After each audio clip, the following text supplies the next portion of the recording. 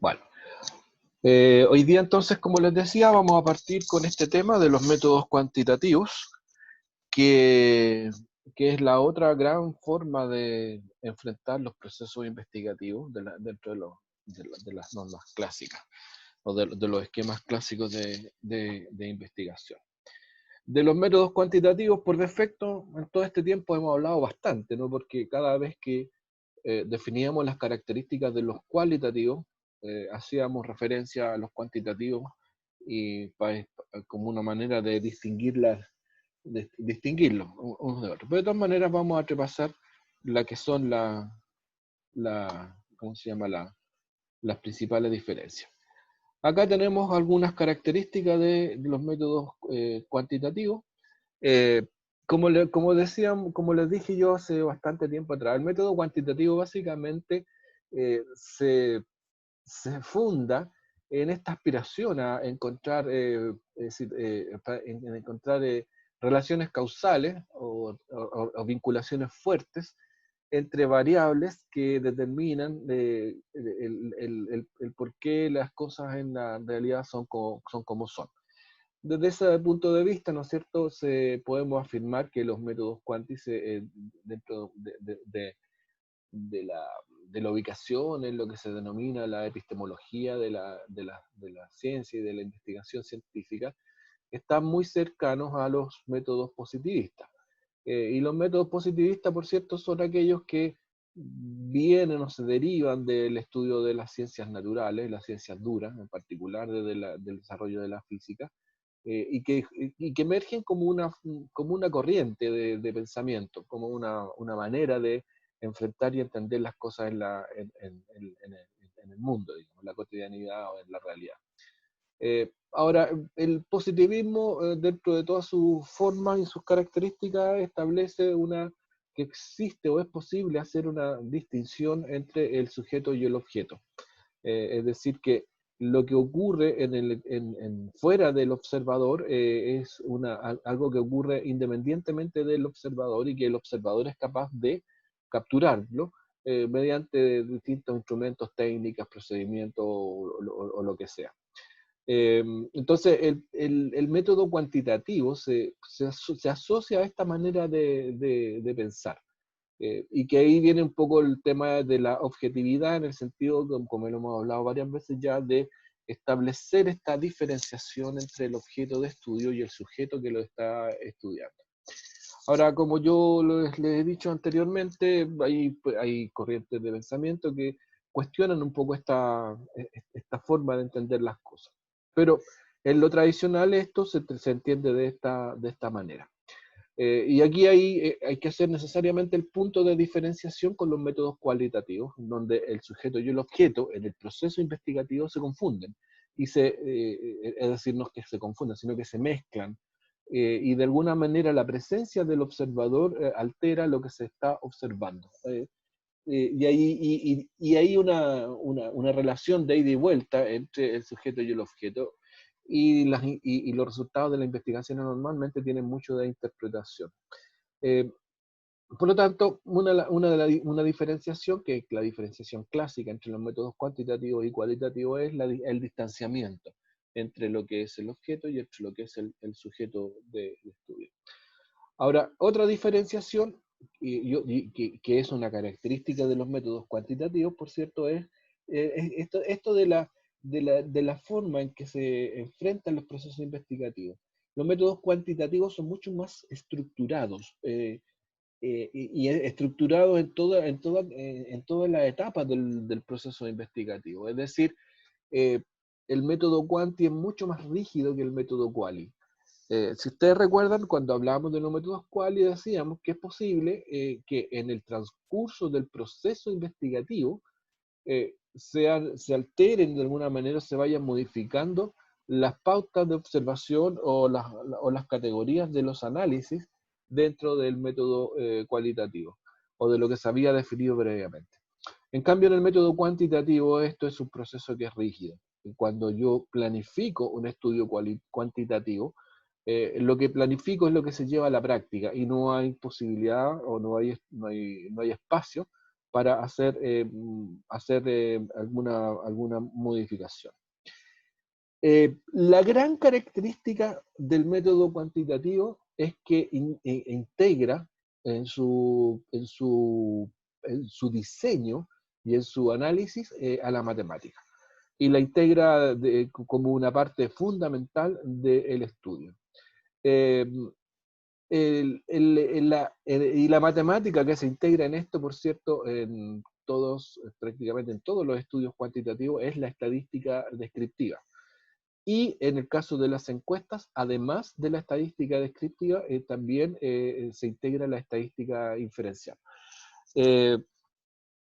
Y esto es lo que distingue el método cuantitativo. O sea, los resultados de los estudios se presentan y se analizan utilizando las herramientas de la estadística descriptiva. En un estudio cuantitativo, lo que uno encuentra como resultado son análisis del tipo tablas de frecuencia, análisis de variables, pero medidas cuantitativamente, medidas en términos de porcentaje, por ejemplo, análisis de variables cruzadas, digamos, donde uno establece el porcentaje de existencia de una característica en una parte de la población estudiada, los análisis los análisis de medidas de tendencia central también, en particular lo que se refiere ¿cómo se llama? Siempre se me olvida el nombre, aquí siempre caigo en una laguna. A las desviaciones estándar, las desviaciones típicas, las desviaciones estándar, análisis de kurtosis, qué sé yo, y media, mediana, en fin, todas las cosas que ustedes conocen. También los análisis correlacional y también los análisis que hacen regresiones bivariadas o multivariadas. Entonces, toda la parte analítica de un estudio cuantitativo se hace con estadística descriptiva. Y en el caso de las encuestas en particular, para la validez de la muestra se utiliza la estadística inferencial. Y aquí hablamos de teoría de muestreo, ¿no? Y así se le asignan a los resultados niveles con márgenes de errores y también niveles de confianza. Por lo tanto, esa es una distinción fundamental de los métodos cuantitativos, que parte desde el origen, por cierto, porque toda la información que se recoge a través de un método cuantitativo se lleva a un valor, se lleva a una codificación numérica. Y a partir de eso se realiza el análisis. Y por último también, y esta es la otra gran diferenciación del método cualitativo respecto del cuantitativo, es que el método cuantitativo busca la generalización de los resultados en algún universo de estudio. Es decir, a mí me interesa estudiar una cantidad de personas o de fenómenos, de lo que sea, y yo, para poder hacer ese estudio, escojo un porcentaje, una muestra, un número menor de individuos respecto del universo. Y los resultados que obtengo en el análisis de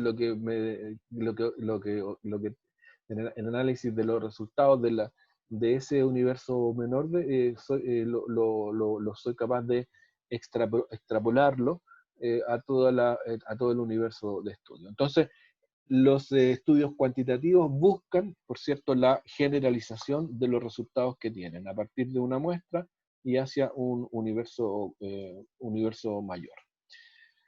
Bueno, aquí entonces tenemos acá, por cierto, un poco más de lo mismo respecto de las características. El método cuantitativo mide, cuenta, cuantifica, analiza y lo que aspira es a la descripción. Bueno, el método cuantitativo también aspira a la explicación, pero muy pocas veces se logra. Lo que mejor hace el método cuantitativo es describir. Y en algunos casos llega a establecer algún grado de correlación entre algunas variables. pero es muy extraño que en estudios de ciencias sociales este método consiga explicar algo.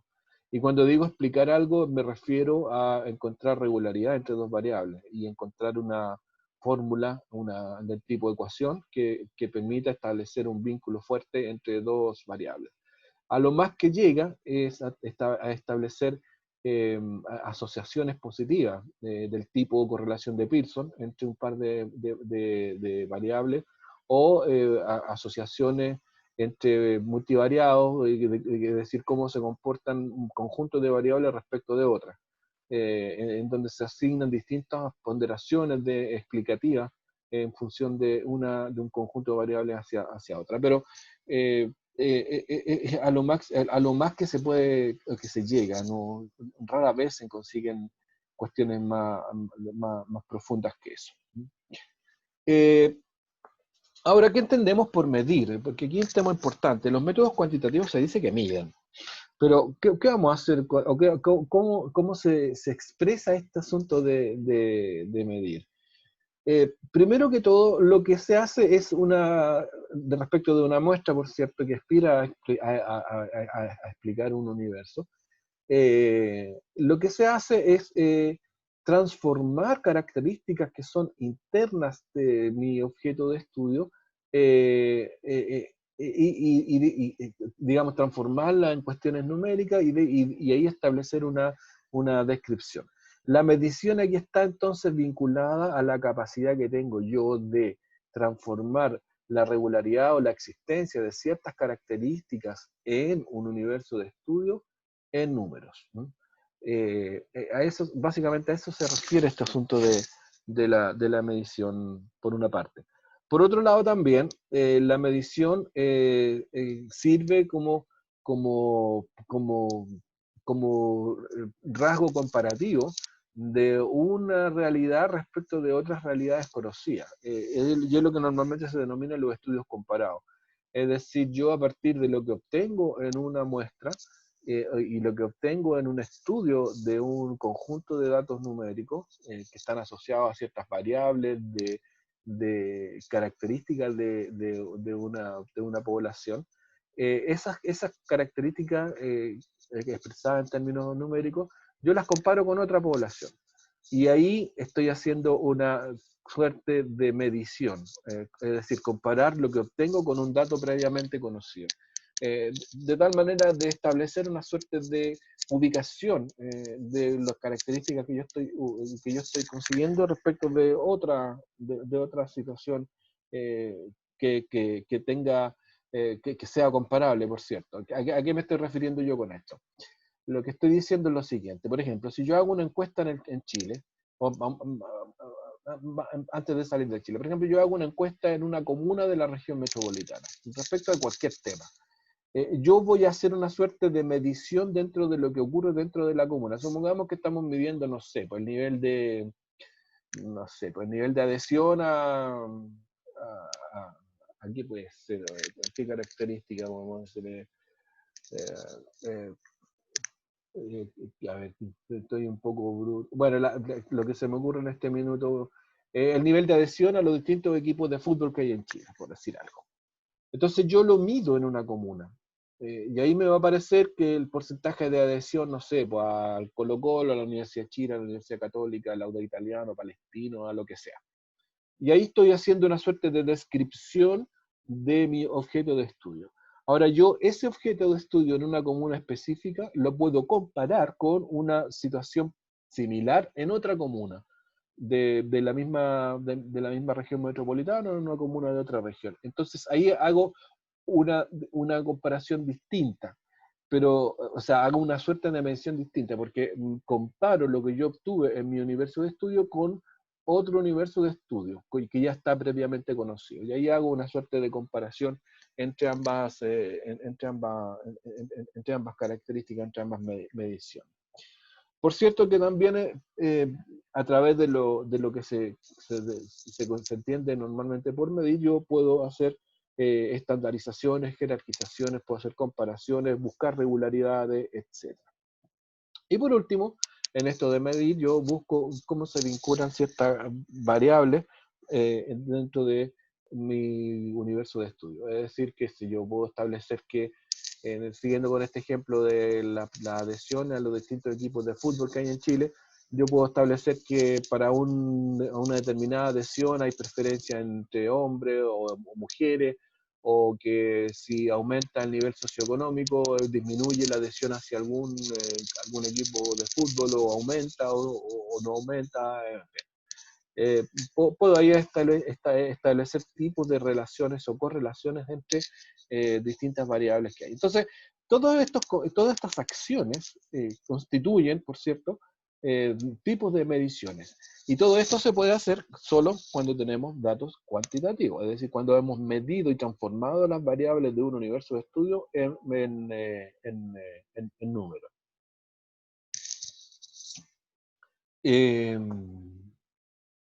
Bueno, ahora, las ventajas y los límites entre el método cuantitativo y cualitativo son los que hemos hablado en forma varias veces en el curso.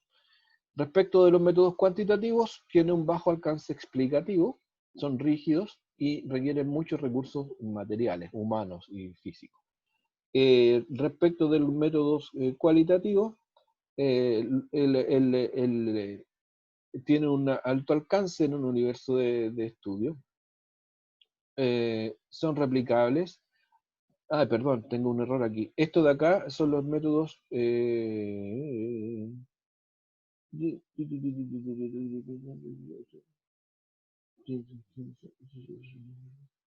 Aquí están los límites y aquí están las ventajas, claro.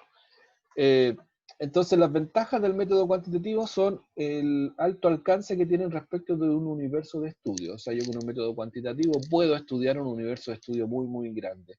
Se pueden replicar. Los estudios cuantitativos, yo puedo volver a realizarlos dentro de mi mismo universo de estudio y deberían tener los mismos resultados. Estoy pensando en estudios sociales grandes. Y también facilitan los estudios comparados. Y las limitantes, ¿no? Son el bajo alcance explicativo, que son rígidos metodológicamente, y además requieren de muchos recursos materiales. Estos son los límites, lo que puede ser una limitante y las ventajas. Por cierto, esto ocurre también a nivel de estudios más pequeños. O sea, si ustedes quieren hacer algún estudio a nivel de colegios, imagínense que tienen un colegio con una matrícula en enseñanza media, por decir algo de, no sé, 2.000 estudiantes. Hacer una encuesta para 1.000 estudiantes es algo bastante caro y además muy trabajoso. Entonces, muchas veces se prefiere para universos de esa magnitud hacer estudios cualitativos porque son más baratos y son más fáciles de realizar que un estudio cuantitativo. A eso se refiere con esto de que se requieren muchos materiales. Bueno, también respecto de los aportes de este método, por cierto, está lo que se denomina aquí como la mayor precisión en la descripción. Nosotros tendemos no es que tendemos, pero se entiende que cuando somos capaces de establecer caracterizaciones utilizando matemáticas, y en particular utilizando la estadística descriptiva, estamos siendo un poco mejor, más precisos, ¿no? en la descripción de lo que se quiere describir. La investigación, ¿no es cierto?, está basada en la racionalidad, y esto fundamentalmente porque los métodos cuantitativos son métodos bastante deductivos. A partir de un conjunto de casos nosotros sacamos deducciones respecto del universo completo. Y para eso usamos los esquemas racionales. Y bueno, es un método que apunta a la operacionalización y la obtención de las conclusiones. Se basa en la inducción probabilística del positivismo lógico. Bueno, aquí cuando metemos ya la inducción probabilística, estamos en la lógica de que a partir de un conjunto pequeño podemos establecer un conjunto, ¿cómo se llama? un conjunto de conclusiones que son válidas para un universo mayor.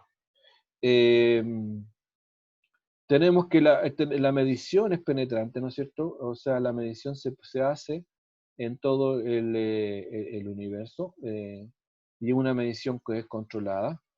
Eh, es generalizable, ¿no es cierto? Y también tiene que ver con esto que está, que las inferencias que nosotros tenemos van más allá de los datos que obtenemos. Es decir, si yo tengo como universo de estudio esto, el método cuantitativo escoge como un universo muestral este conjunto más pequeño, y todas las características que yo encuentro para este universo más pequeño se pueden expandir al universo más grande. Y eso, y en ese sentido, la clave para poder hacer este proceso de generalización está en cómo construyo este universo muestral, y que básicamente tiene que ver con la aleatoriedad, o sea, que este universo, que la selección de estos, los individuos que participan en este universo muestral sea una selección que sea una selección aleatoria y que cumpla con las condiciones de la aleatoriedad en diseños muestrales, es decir, que tenga una probabilidad, cada uno de los individuos que forman la muestra, una probabilidad semejante y conocida. Es decir, que si mi universo muestral, por ejemplo, hay, no sé, 10.000 personas o 10.000 individuos, cada uno de esos 10.000 individuos tenga la misma probabilidad de ser parte de esta muestra y que además esa probabilidad sea conocida. Esas son las dos condiciones para determinar que efectivamente yo estoy aquí dentro de un universo muestral válido y que a partir de lo que yo obtenga lo puedo generalizar para todo el universo. Después vamos a ver cómo se construye o una forma de construir el número de muestras que necesito para un estudio de este tipo. Ahora, acá lo de repetible, que es también una característica de las investigaciones cuantitativas, apunta a que yo puedo realizar un primer estudio, ¿no es cierto? Hago un estudio 1 y selecciono una muestra. Supongamos que, vamos a poner en el caso que aquí tenemos estos 10.000. Y yo selecciono una muestra para 10.000 más o menos, si quiero un 5%, vamos a suponer que cogemos 400 casos en un universo de 10.000. Entonces, con estos 400 casos yo voy a tener una caracterización de mi universo de estudio. Voy a encontrar datos, voy a encontrar datos descriptivos, o sea, aquí vamos a hacer una descripción.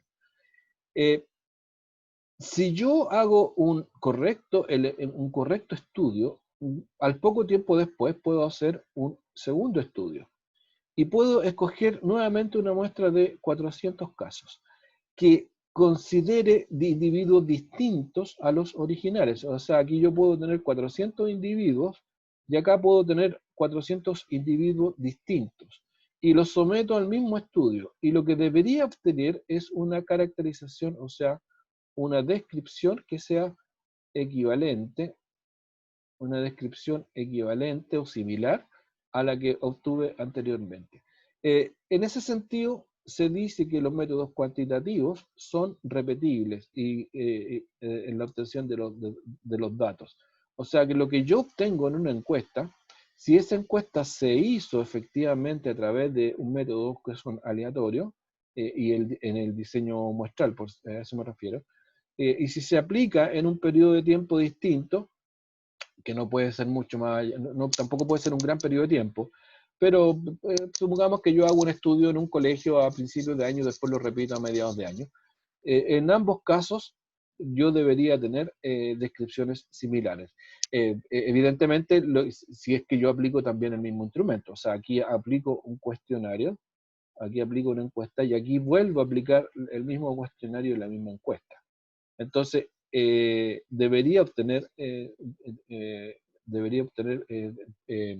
resultados similares, ¿no? Si no iguales, pero muy, muy similares. A eso se refiere con esto de que son repetibles. Bueno, y aquí la aspiración a ser más objetivo, ya lo hemos hablado muchas veces, ¿no es cierto? Esto de la objetividad y que los métodos cuantitativos aspiran a ser métodos más objetivos. Ahora bien, en cuanto al análisis, por cierto, lo que se utiliza es el método estadístico. Antes de eso, quiero aclarar que, por cierto, el estudio cuantitativo eh, se realiza sobre la base de dos conjuntos posibles de información. En este sentido, tenemos que reconocer lo siguiente. Los estudios cuantitativos se hacen en función de datos que se obtienen y estos datos pueden obtenerse de fuente primaria o de fuente secundaria. Primaria o de fuente secundaria. ¿Qué significa esto? Que yo puedo generar mis propios datos. Y aquí estamos en la encuesta. O sea, lo que yo analizo o lo que yo obtengo como dato, que posteriormente los analizo, son datos que la propia investigación se genera. Y esto es, a través de encuestas. Pero también el método cuantitativo puede utilizar datos que ya existen, ¿no? Y esto tienen un tratamiento parecido, similar al tratamiento que se realizaría para una encuesta que yo estoy realizando. Pero esto normalmente son datos que existen y que son de estudios anteriores. Que pueden ser estos estudios anteriores, que pueden ser, ¿no es cierto?, encuestas, ¿no?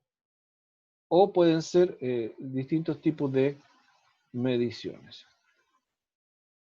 Es decir, yo puedo tomar una encuesta que se hizo, digamos, un estudio puede tomar una encuesta que ya se realizó y hacer sus propios análisis, ¿no? O bien puede tomar mediciones que no necesariamente son encuestas y hacer análisis. Y aquí viene una fuente muy, muy grande de análisis y de estudios cuantitativos en el sistema educativo, por cierto, que es el CIMSE. El CIMSE nos aporta un conjunto de datos, mucha información cuantitativa, que yo la puedo analizar a través de un estudio cuantitativo. O sea, mi estudio puede ser analizar datos CIMSE bajo ciertos supuestos y respondiendo, por cierto, a ciertas preguntas de investigación. También en esto, también un conjunto importante de datos pueden ser los datos que se generan en la PCU. Y a nivel escolar, el conjunto de datos perfectamente puede ser las calificaciones. O sea, yo puedo ocupar el rendimiento académico de los estudiantes de un colegio y a partir de ese rendimiento académico hacer estudios cuantitativos para responder alguna pregunta de investigación. Pero tanto las calificaciones como el CIMSE y como la PCU son datos secundarios, no son datos que yo esté generando en el propio estudio. Pero el tratamiento de los datos es exactamente el mismo, desde el punto de vista del método estadístico, ¿no es cierto? Bueno, de estadística aquí no vamos a hablar mucho, porque ustedes saben más estadística que yo. Lo único que vamos a decir son las cuestiones básicas, ¿no es cierto? Las cuestiones más obvias y me voy a detener un poco en el muestreo que para mí es lo más interesante que vale la pena mencionar.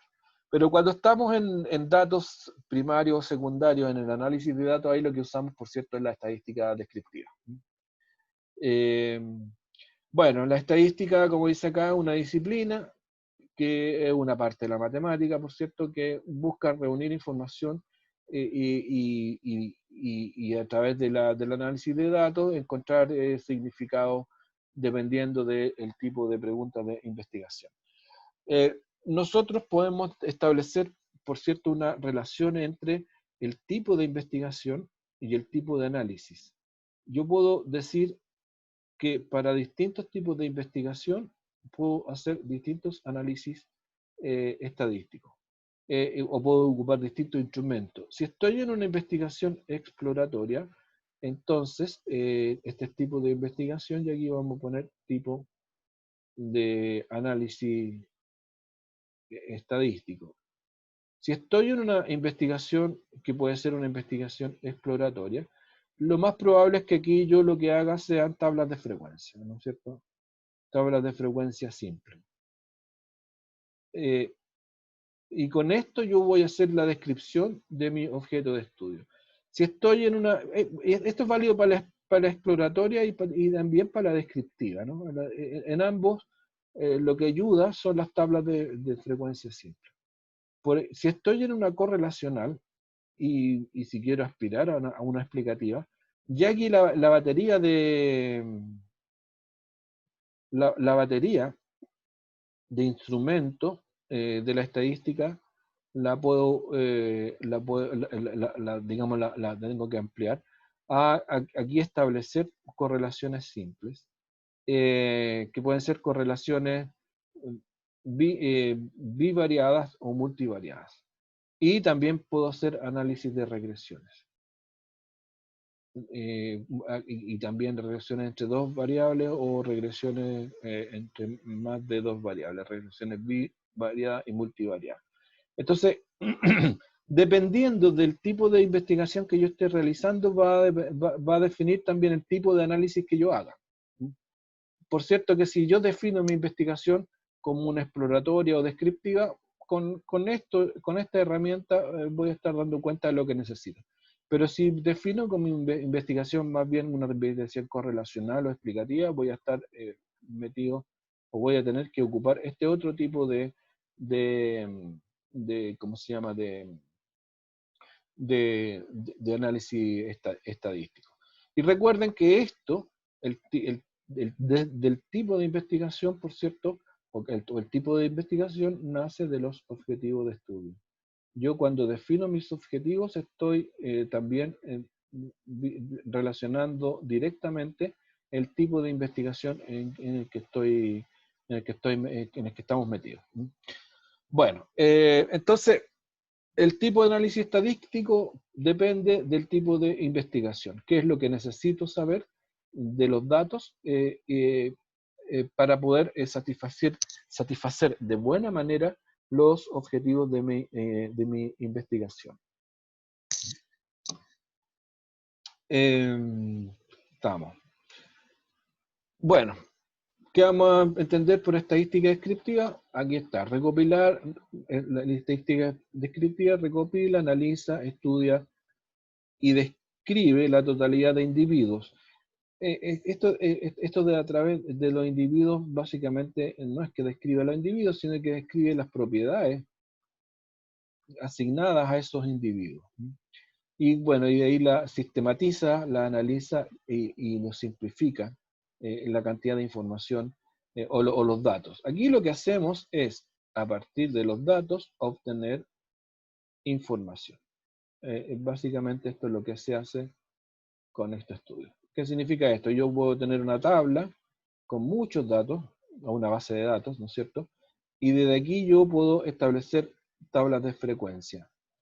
Y aquí me va a decir, y aquí yo voy a obtener en las tablas de frecuencia la información, ¿no? A través de interpretaciones normalmente porcentuales.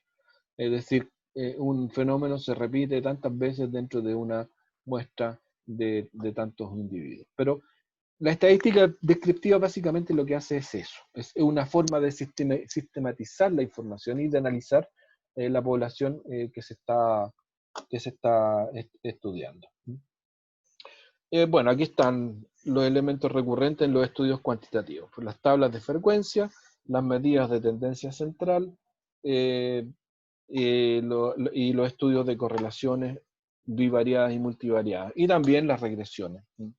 Eso ya es la aspiración de encontrar factores explicativos, porque cuando yo hago una regresión, lo que estoy tratando de encontrar es la regularidad matemática, es la relación entre dos variables. Pero como lo hemos dicho una y varias veces en ciencias sociales, encontrar algo como eso, la verdad es que es bastante complicado. Ahora, la otra forma o la otra manera en que la matemática interviene en los análisis cuantitativos es a través de la estadística inferencial. Y aquí de lo que se trata básicamente es de hacer un estudio a partir de un pequeño conjunto de individuos que forman parte de una muestra para poder encontrar en esa muestra la información necesaria de caracterización del universo completo. Y en esto, por cierto, el examen de la muestra o la forma de definir la muestra es muy importante. No cualquier muestra sirve, tiene que reunir ciertas características. Y la más importante de todas, por cierto, es que sea una muestra aleatoria. Para que sea un estudio probabilístico en forma, digamos, para que se pueda hacer esta expansión. Entonces, el circuito que se completa acá es básicamente el que se muestra aquí. Yo tengo una población, que es mi población, aquí le podemos poner el apellido, ¿no es cierto? Esto es mi población, o si ustedes quieren, mi universo de estudio. Entonces, de esta población, que es mi universo de estudio, yo selecciono una muestra. ¿Cómo selecciono esta muestra? Utilizando la estadística inferencial. O sea, aquí tengo que determinar la manera. Y aquí puedo hacer un muestreo aleatorio simple, estratificado por conglomerado, cualquier técnica, la que sea oportuna y necesaria.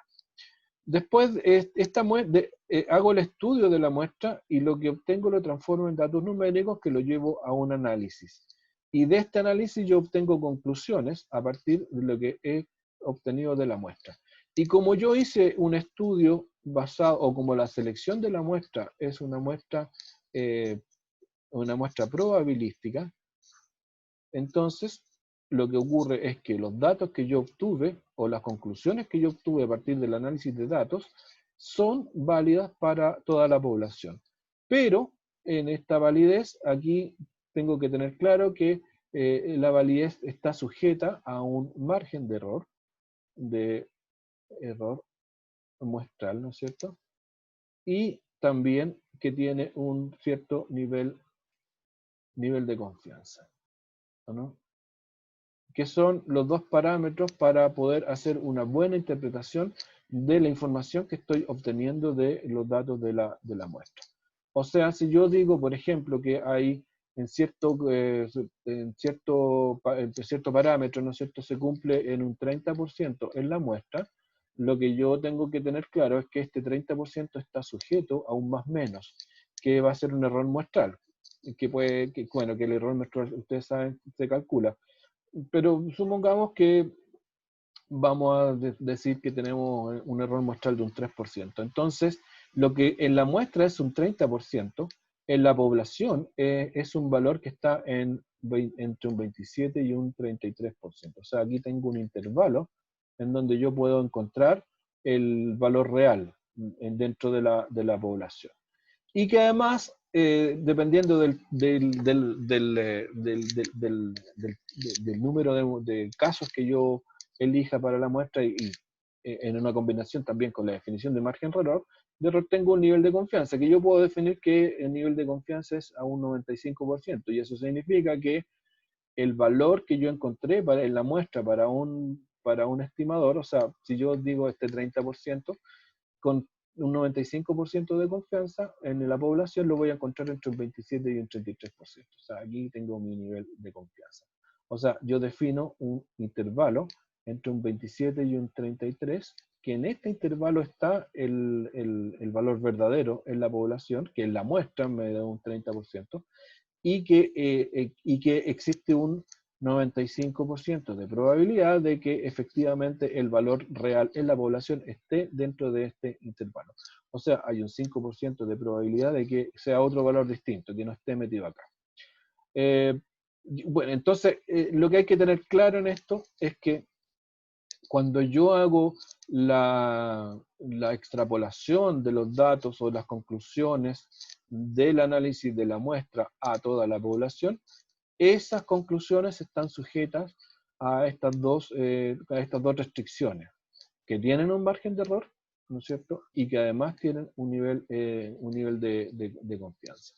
¿Y esto es posible de interpretar de esta manera? Sí, solo sí. Aquí es un sí, solo sí. Esto es una condición necesaria y suficiente si esta muestra es probabilística. Y aquí, ¿por qué hago mucha énfasis en esto? Porque seguramente ustedes han oído hablar de muchos estudios sociales que se hacen y que tienen mucha difusión en la discusión pública y que se dicen que son encuestas de opinión y se les asigna un valor a la población. Pero esos estudios no son probabilísticos, por lo tanto son un completo fraude. O sea, cuando una encuesta no es probabilística, no se puede establecer que a partir de los datos encontrados reflejen la percepción de la población o de una cierta población. Cuando una muestra no es probabilística, cuando no lo es, los datos que se obtienen solo representan a la muestra, no representan a una población de estudio. Es decir, si yo digo en una encuesta no probabilística, por ejemplo, si yo digo o se dice que el 40% el 40%, qué sé yo, le gusta la primavera, ¿no? Por decir algo, ¿no es cierto? Si se obtiene este resultado, que el 40% de las personas que dicen que les gusta la primavera, este valor es solo válido para aquellos que respondieron la encuesta. Es lo único que puedo decir. Yo no puedo decir que el 40% de la población le guste la primavera, porque la encuesta no es probabilística. Solo lo puedo afirmar cuando la muestra es probabilística. Y cuando digo al 40% le gusta la primavera, me estoy refiriendo a la muestra. Ahora, si me quiero referir a la población en un estudio probabilístico, lo que tengo que decir es que con un 95% de confianza, supongamos que un 3%, entre un 37% y un 43% del universo prefiere la primavera, ¿no?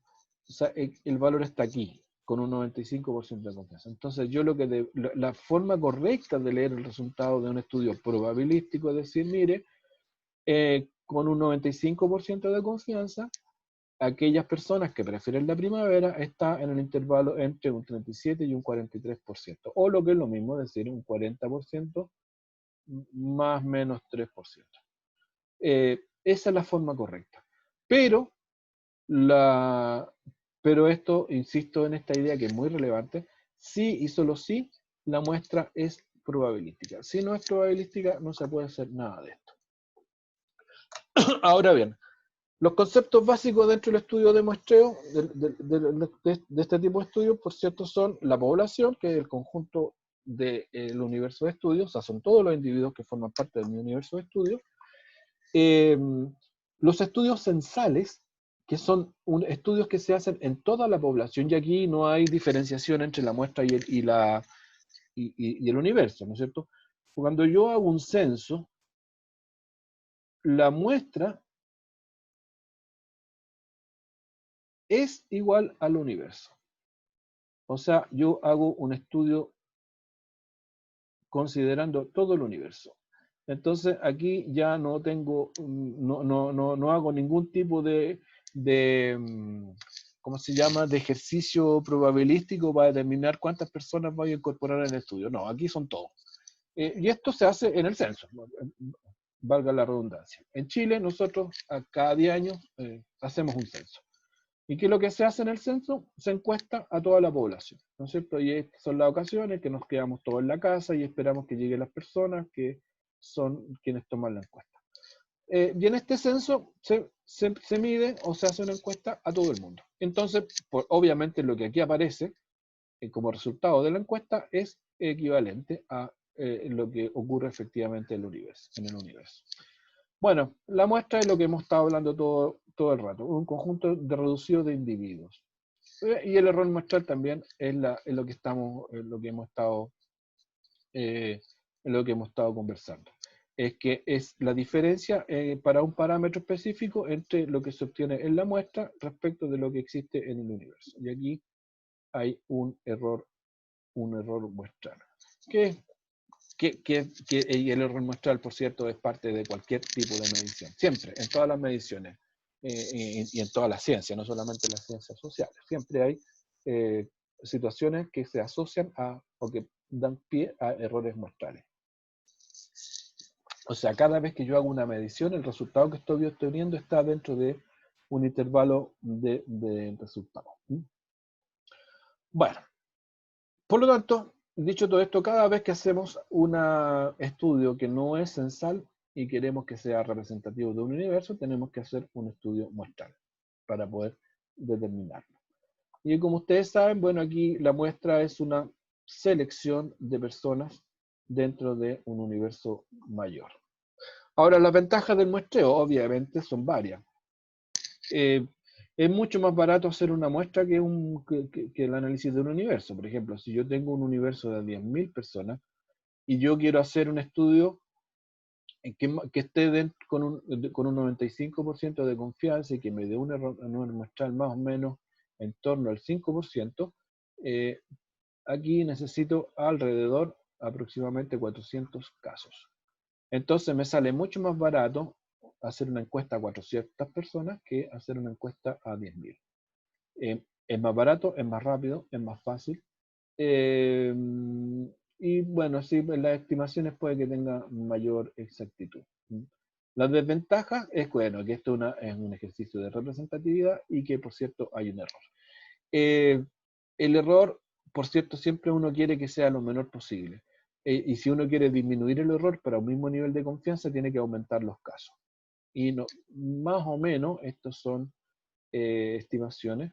Cuando yo tengo 10.000 casos, o sea, 1.200 casos, perdón, estoy en torno a un error muestral de un 3%.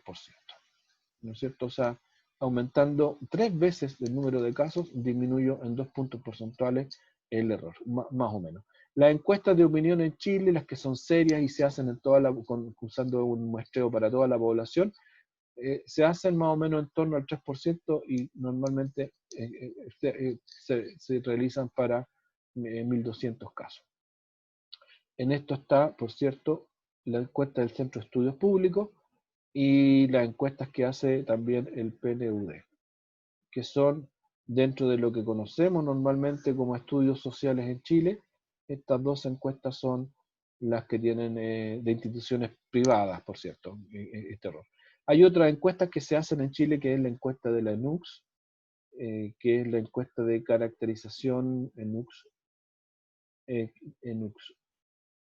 es una encuesta de caracterización de delitos, que se hace por parte del Ministerio del Interior, y hay otra encuesta que normalmente se hace, que es la encuesta de caracterización social, la CACEN. Aquí el número de casos es muy superior y que da porcentajes ¿cómo se llama?, de error bastante bajos en esta y en esta. Pero aquí estas son encuestas que están financiadas por el Estado. Una, esta para ver el tema de la delincuencia, y esta para ver el tema de la caracterización social. Y esta es la CACEM, no confundir con la CADEM, que esta es una encuesta privada que es no probabilística y es muy, muy mala. Sin embargo, todo el mundo la cita y le da un valor que no tiene. La CADEM no es un estudio probabilístico. Bueno, las dificultades, por cierto, van por el lado de la selección de la muestra. En casos de encuesta, importante es la tasa de no respuesta. En su minuto vamos a hablar de qué se trata esto. Errores en la medición o de observación, en transcripción, porque hay un paso previo, y errores en tratamiento de información. Todo esto son algunas dificultades que tienen los sistemas de de muestreo. Bueno, aquí está el error muestral, el nivel de significancia. Yo le puse nivel de confianza, pero también se conoce como nivel de significancia. Esto tiene dos nombres, ¿eh? El nivel de significancia, que este es el nombre más técnico, estadístico, pero en el mundo de la encuesta esto se le llama nivel de confianza, se refiere a lo mismo, ¿no? Es decir, con qué probabilidad yo voy a encontrar el valor de la muestra en la población dentro del intervalo del error muestral. Bueno, aquí está lo mismo que comentábamos delante, ¿no? Si una encuesta tiene un nivel de confianza del 95% y un 3% de error muestral, entonces los valores obtenidos en el estudio, que son los valores de la muestra, con un 95% de probabilidad representan al universo. Y además el valor real está en un intervalo de 6 puntos porcentuales. ¿Y por qué 6 puntos porcentuales? Porque el error es de un 3%. O sea, si aquí tengo el parámetro que yo encontré en mi encuesta, entonces tengo que agregar para acá 3 puntos y para acá 3 puntos, por lo tanto está en un intervalo que tiene 6 puntos digamos, el valor verdadero dentro de mi universo de estudio. Ahora, y aquí, y con esto vamos a terminar esta parte por hoy. Lo que muestra este gráfico, ¿no es cierto?, es cómo va cambiando el error muestral dependiendo del número de casos o del tamaño de la muestra, ¿no? En la medida que yo voy aumentando, ¿no es cierto?, el tamaño de la muestra, voy achicando esto que está acá, este valor, que es el error muestral. Mientras mayor sea el tamaño de la muestra, más pequeño va a ser el error muestral. Por ejemplo, aquí hay un parámetro de un tramo etario. ¿Dónde voy a encontrar o dónde puedo encontrar un tramo etario para un tema en particular? Pero más allá del detalle de lo que significa este gráfico, lo que aquí se puede ver claramente es que en la medida en que yo voy aumentando el número de casos de mi muestra, voy haciendo más pequeño el error muestral. Normalmente los estudios se sitúan por aquí, por aquí por aquí más o menos vamos a poner los 1200 casos. Se estandariza y digamos, la academia acepta como estimaciones razonables esto del 95% y un error muestral del 3%. Se estima como razonable. O sea, una encuesta bien hecha, una encuesta que aspire efectivamente a encontrar valores dentro de valores razonables dentro de la descripción del universo, se sitúan en estos márgenes como estándar de calidad. Bueno, y por último otras definiciones previas. Acá tenemos la definición del tamaño de la muestra tiene al menos consideraciones de la siguiente tipo. Primero, el tamaño del universo de estudio. Después, el error muestral y los recursos disponibles. Ahora, en lo que se refiere al tamaño del universo de estudio, matemáticamente aquí hay que hacer una distinción, y esto seguramente ustedes lo saben, en lo que se consideran las muestras infinitas y las muestras no infinitas. Y aquí, perdón, no las muestras, el universo. El universo infinito se considera cuando tiene un número mayor a 10.000 casos o individuos. Y el universo finito, por lo tanto, es cuando tiene una cantidad menor a 10.000 casos. Y esto es importante porque, según la teoría muestral, la forma de calcular la muestra deseada depende de si es un universo finito o un universo infinito, ¿no? Dependiendo de qué caso, de dónde estemos, es el número digamos, se asume una fórmula de cálculo para la muestra. Entonces, aquí está. Bueno, se puede considerar infinito o finito dependiendo si está por sobre o por debajo de los 10.000 los 10.000 elementos. Y para el cálculo de error muestral, ¿no es cierto? Podemos, a ver si podemos acceder más fácilmente a herramientas. Yo aquí les tengo una, y no sé si vamos a poder verla.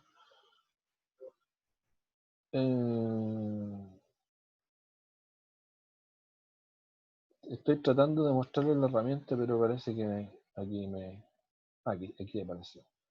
Entonces, quiero compartir acá. No sé si están viendo ahora un Excel. ¿Me están siguiendo, no? ¿Están ahí? Se ve el PowerPoint. Todavía ven el PowerPoint. Ya, espérate, que entonces vamos a cambiar acá. Lo que me interesa ahora es compartir otra cosa. Desde el PowerPoint o en el PowerPoint yo tengo metido un Excel que es lo que quiero compartirles ahora. Ya, ahí se supone que deberían estar viendo un Excel. ¿Mm? ¿Se ve o no se ve? ¿Sí? Ya. Sí.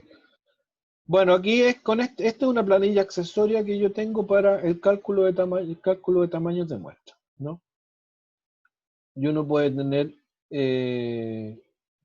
uno puede calcular el tamaño de una muestra dependiendo de dos cosas. De el tamaño o el margen de error muestral que uno desea para el estudio y el tamaño de la población. Por ejemplo, en este caso lo que hay es los datos que están ingresados es que se quiere como margen de error un 5% y el tamaño de la población son 100 casos. Y en este caso, si lo que se quiere es ¿cómo se llama? Un nivel de confianza de un 95%, son 80 el número de casos que debe tener la muestra, y si se quiere un nivel de confianza de un 97%, se necesitan 83 casos.